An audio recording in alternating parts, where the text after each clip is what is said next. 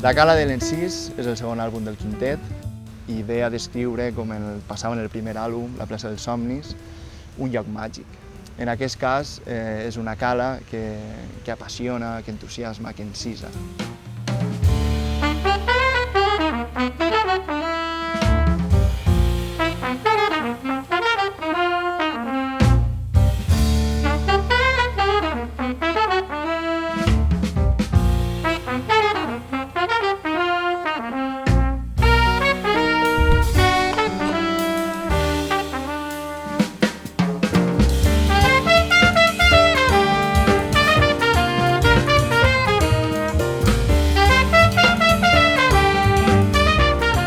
En aquest segon àlbum podem trobar una evolució estètica respecte a la plaça dels Somnis.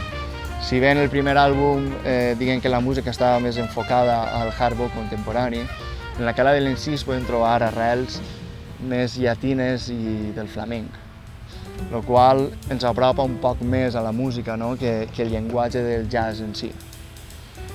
La Cala de l'Encís estarà editat per el segell Cedejar Records.